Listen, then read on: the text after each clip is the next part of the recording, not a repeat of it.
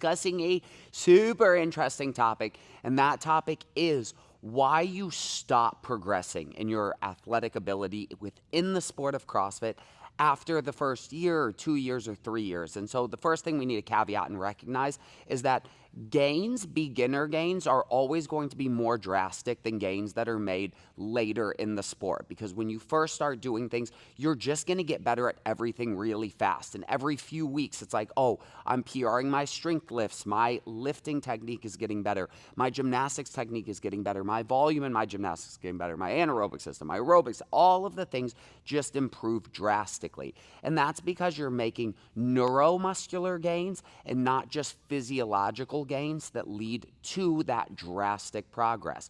But as we get further into it, we recognize that progress is absolutely going to slow. And the further you get in and the older your training age becomes, the more it's going to slow.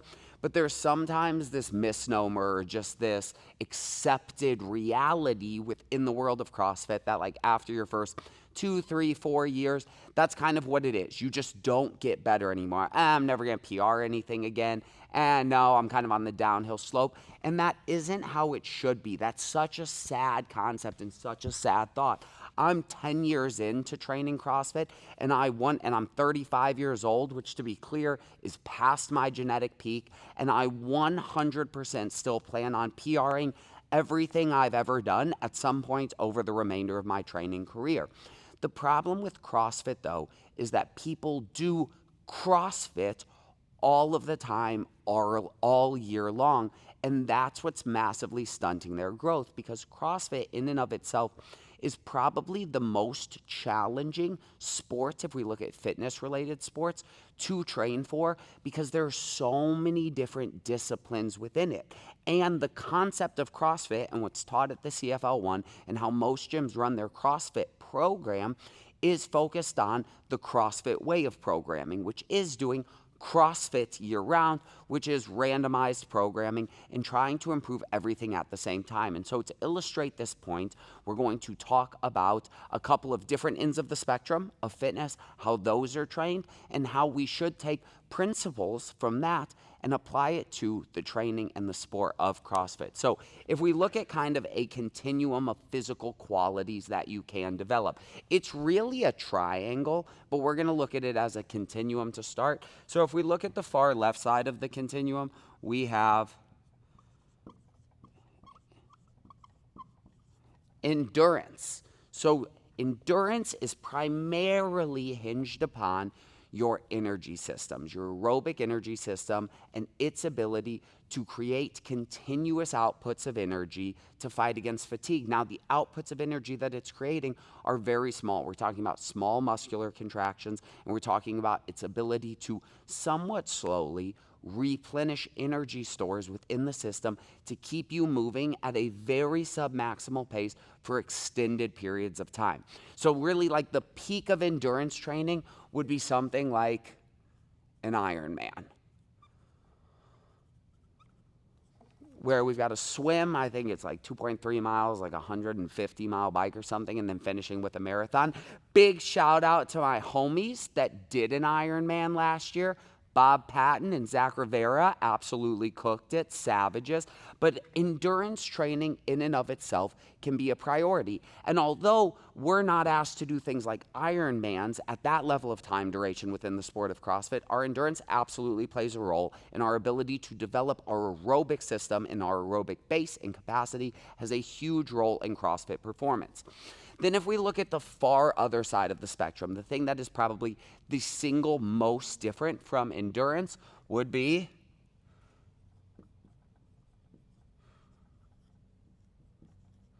strength.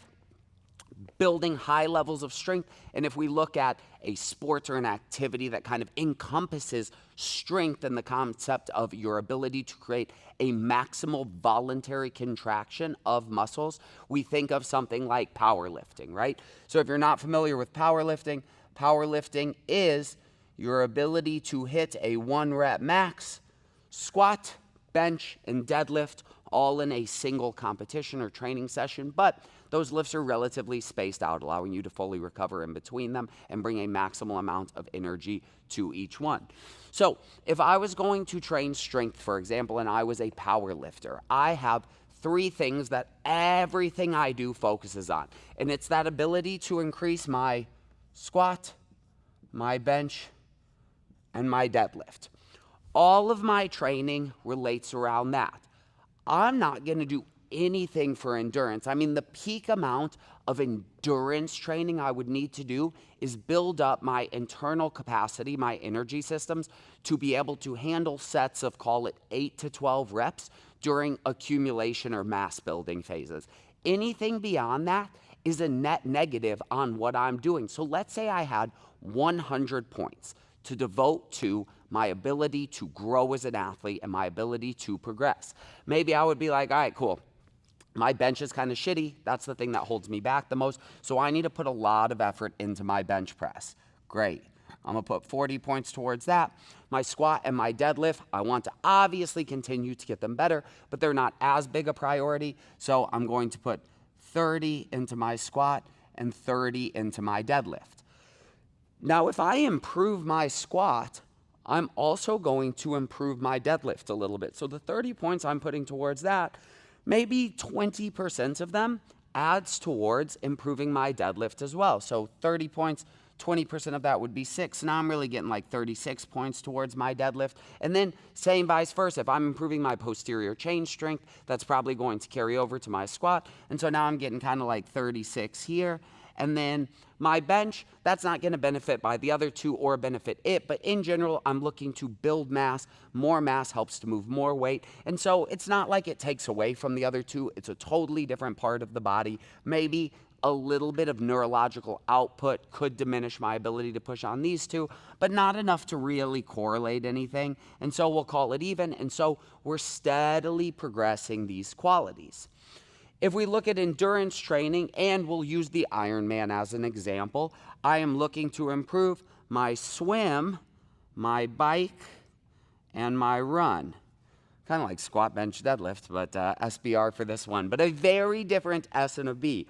So as I look to improve my swimming, as I look to improve my biking, and as I look to improve my running, they are all hinged upon the same primary concept, which is my aerobic capacity.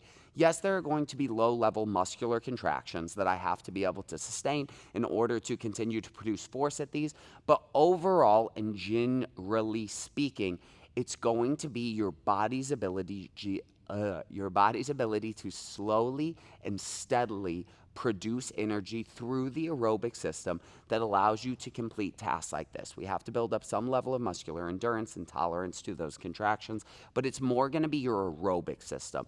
And so as I look to progress any of these qualities, they're all going to help supplement and make each other better, because when I'm swimming, let's say I give 30 points to swimming. I'm a decent swimmer.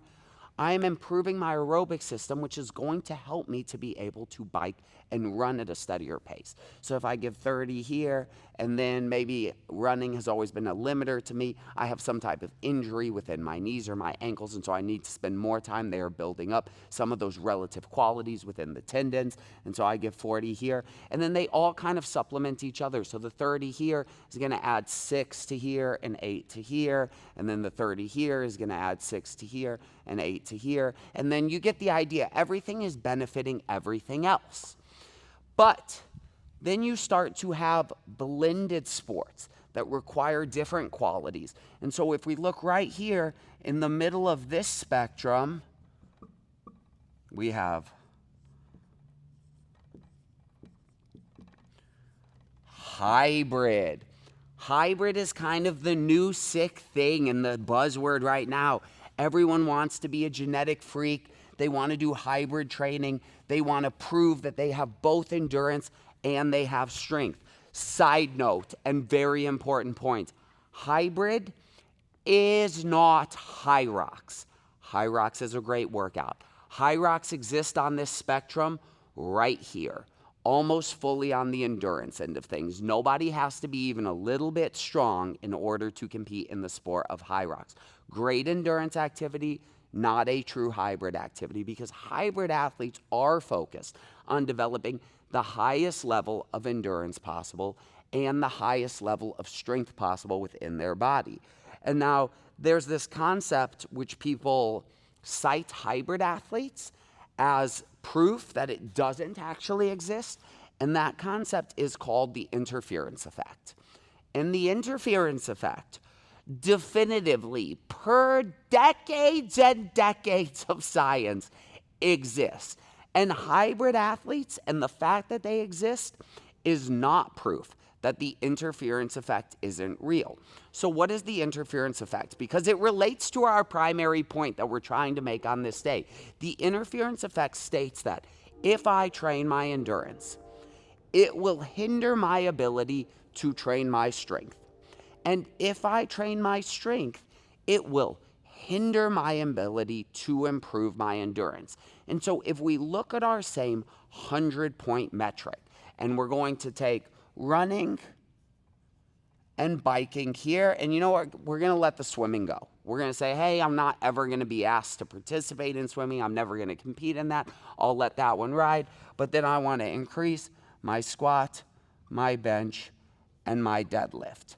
I get those same 100 points. So I'm like, all right, I want to spread these evenly, so I'm going to put 50 points towards this. I'll do them even, 25 and 25. And then same thing over here. I want to keep everything pretty even, Steven. I'm going to focus more on my bench, like in our example 1. I'm going to go 30 here, and I'm going to go 30 here. Oh, wait, that's not how that works. I only get 50 points here. Ha! Math's a bitch, baby. But I'm going to do a total then of 20 on the bench, 15 on the squat, and 15 on the deadlift. Now, what have we already done? We have already massively decreased the number of points we're putting towards improving these qualities, because I only get 100. And fitness is not like learning to play the guitar, where like if I wanted to learn to play the guitar and the drums, I could just practice twice as much, and I would be able to learn them at the same time as if I practiced half as much and practiced one thing, right? I can just devote more time to it. But your body only has so much energy. You can only consume so much food, and you only have so many recovery stores to bounce back from training. Because one thing that we need to keep in mind is when we train at the gym, that is not when our body changes and improves its physiology. What happens is there's a graph, and it looks like this, and it goes boom, boom, boom, boom, boom, boom. This is what we would call an SRA curve. So for the SRA curve, this is stimulus, S.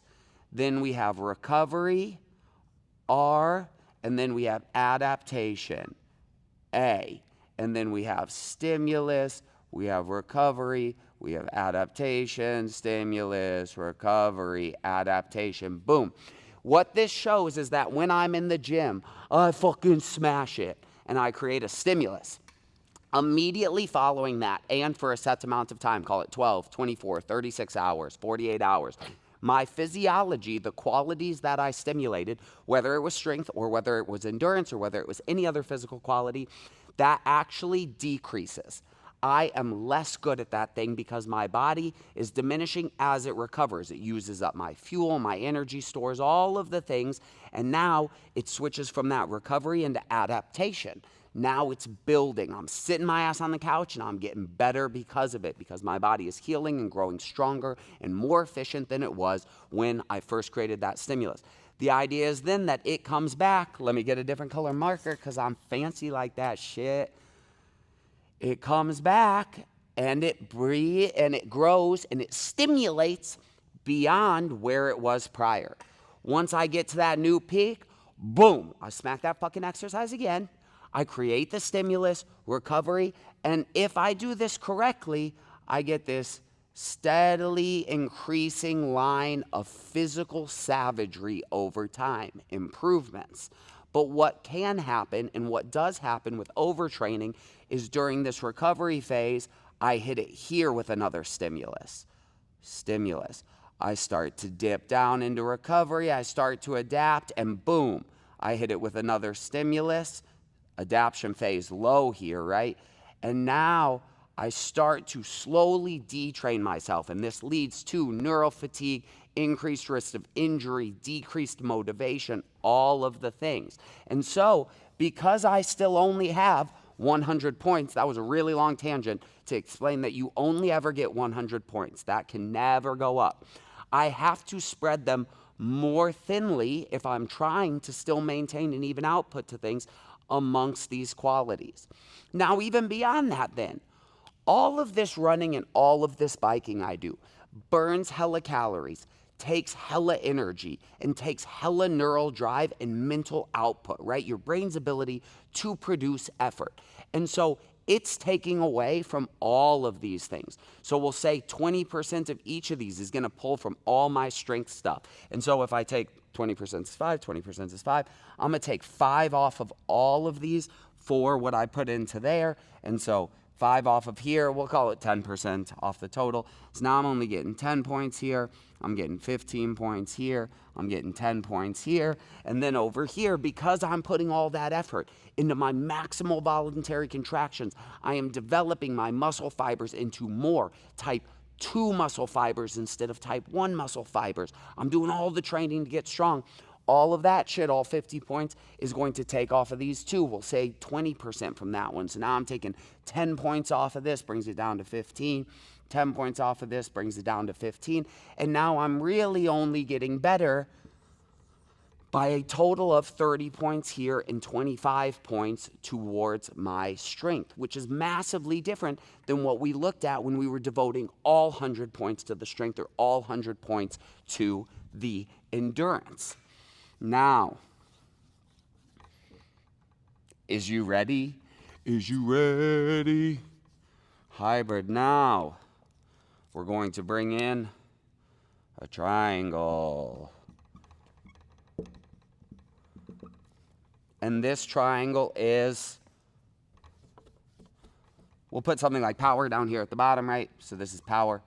Power is a quality which is your maximal voluntary contraction and your ability to create that contraction as fast as possible, because relatively speaking, strength sports like a bench press or a maximal squat, those contractions happen, although maximal, slow. It takes a long time to lift that bar up. Whereas power is a rate of force development thing. So this could be something like sprinting. It could be something like Olympic weightlifting, depending on where you're at on the speed strength continuum.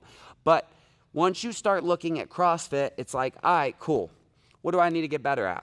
I need to get better at my squat, my bench, my deadlift. Max strength, got to go up to be good at CrossFit. I also have to improve my endurance. So I have to improve my running and my biking. I need to improve my weightlifting because I need to learn how to clean and jerk and how to snatch. So I need to improve my weightlifting. But within my weightlifting, I need to improve my power output.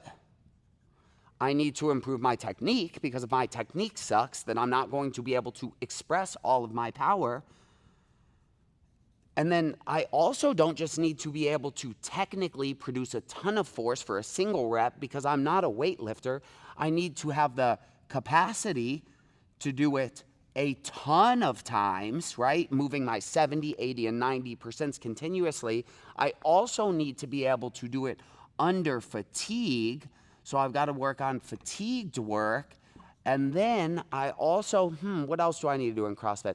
Oh yeah, there's this whole massive piece of it called gymnastics.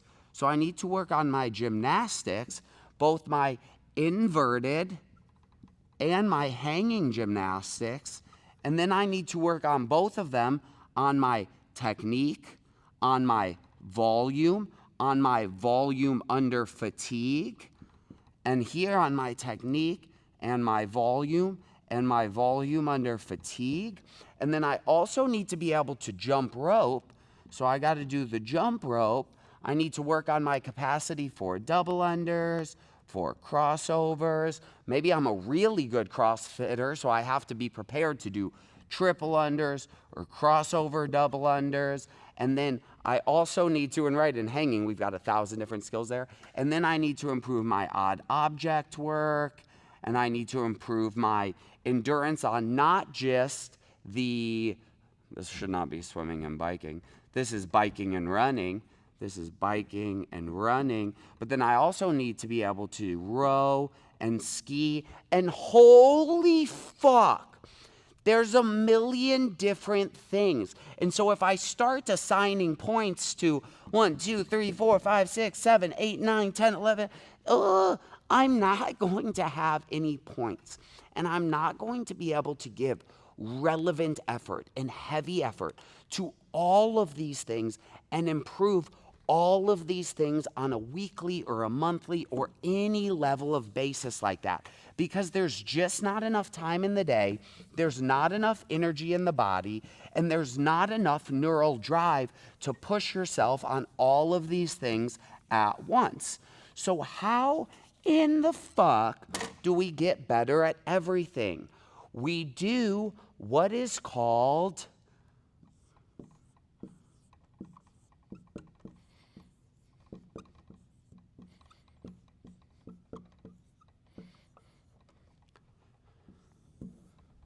periodization. Periodization is the concept of devoting the majority of your training effort to a specific quality or a couple of qualities at any given phase or period of the year. In order to do that, we need to, especially if we are a competitive athlete working towards an end goal, we need to plan out the year into macro, meso, and micro cycles that allow us to continue to progress everything at once. Now, periodization occurs within those smaller fitness domains as well, right? Endurance athletes periodize their training. They work times of the year at overspeed work, at faster than race pace to develop that higher speed contractions. And then they have periods of building a more aerobic base into their training. As we look at something like powerlifting, they're going to spend time in accumulation phases where they look at building more lean muscle tissue and adding mass to better withstand the weights. Then they'll go through an intensification phase where they look to push up those previous max lift. Accessory work falls out a little bit as we get more specificity, and then they will move into a peaking phase where they're really focusing less on developing general strength and more on applying the strength they've already developed to their ability to execute the technical lifts at a maximal intensity leading up to competition, and their repeatability of that, so come the day of, they're able to execute. When we look at periodization on a larger scale like CrossFit, where there are so many different domains and so many different things that we need to improve on, we need to select a couple of them at any different point in the year that we need to improve, and we need to recognize that everything we're doing that doesn't lend towards our goals of that phase is a detractor from progressing us towards those goals, because we only have the 100 points. Now, in CrossFit, and especially even in professional CrossFit, we see this, right? Athletes at the end of their season, and if you didn't make semifinals, your season ended at the end of the open. If you made semifinals and you're not going past that, that will signify the end of your season, and even athletes going to the CrossFit Games. Post-CrossFit Games will move into their off season. And even high-level CrossFitters limit the amount of CrossFit, and when I say CrossFit, I mean ripping and roaring, RPE 10, fucking sell your soul Metcons. Those get massively limited in the early off season because we need to align these phases in an order that makes sense. So not only should we be following periodization, it should be potentiated. Phase potentiation is a concept that it's not just randomly ordered what we're going to build and what physical qualities we're going to build one after another, but it goes in an order that makes sense so that whatever we do in phase number 1, we then take those qualities and build upon them in phase number 2. We then take phase 1 and 2's qualities and build upon them in phase number 3. And it's important not only do the qualities build on each other, but they hold on as we progress. So generally speaking, if we look at an entire season, we look to earlier in the season build qualities that last a long time. For example, your top end strength is going to hold in. Even when you stop pushing top end strength, you're going to hold on to those qualities for an extended period. If we look at things like muscular endurance, those are going to fall off slightly quicker than top end strength. And if we look at something like anaerobic endurance and your ability to produce high levels, anaerobic lactic, high levels of force for extended periods of time and repeated contractions, that's one of the things that's going to fall off the quickest when we stop training it. So it's not something that we focus on in the early off season.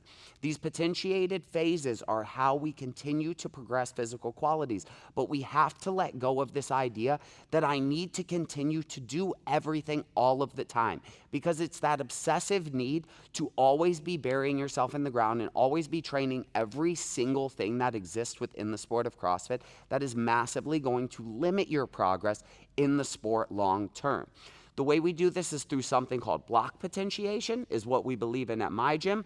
And block potentiation we use as more as a generalized concept and less as a way of truly progressing individual qualities within each phase, because it can be either thing. We look at it as a more global scale. And so within each phase, we will pick several qualities to improve. So right now, my group is going through an 8-week training phase where our massive focuses are on squat strength and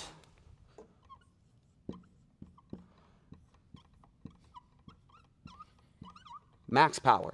These are the two primary focuses of this phase for my strength and power athletes. They are focused on improving their squat strength, so we are using the back squat because it is unequivocally a better method for improving leg strength than the front squat is. And we are developing max power through power cleans and power snatches from the hang position so that we can really focus on that final pull to generate force. Everything else that we do that is not related to this is taking away from our ability to improve these things, but we are CrossFitters. And we need to maintain a generalized level of everything we do at all points. So at that point, we start to consider something called minimal effective dose. The amount of effort you need to put into a physical quality to maintain your current level or close to your current level of what it is not super high. It's not nearly as high as you think it is. So are we, over this 8 weeks, still going to be doing upside down inverted gymnastics? Yes. Are we still going to be doing hanging gymnastics? Yes. Are we still going to be doing Metcons? Yes. But not 5 or 6 fucking days a week. Are we still going to be working on our endurance and building out some of that aerobic capacity? Yes.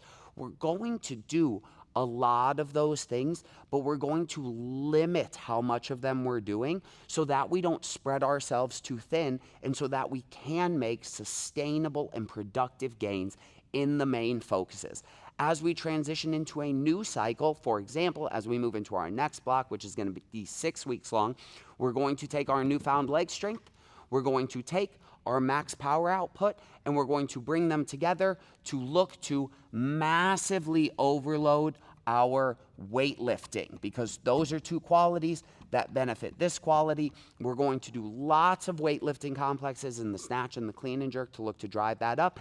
And our lifting is going to come back off of these really heavy top sets that we've used to develop squat strength. And we're going to couple our weightlifting with some more generalized strength, because that will be the focus of that phase, looking to accumulate some more tissue so that when we move into future strength phases, we can get stronger than we were at the end of this phase. The most important takeaway from this video is the only way that after your initial beginner gains have started to subside, you are going to continue to make progress theoretically forever. You can keep progressing for an extended period of time is if you have set focuses throughout the year, you dedicate the majority of focus to those things, those physical qualities that you're trying to drive up, and you get rid of a lot of the frivolous extra stuff around the fringes, because all it's going to do is hinder you from reaching your true physical progress. There is no training, productive training, without periodization, and you need to know what your top priorities are, because that's the only way that you're going to continue to progress them. Thanks for tuning in for this episode of Whiteboard Talks with Matt.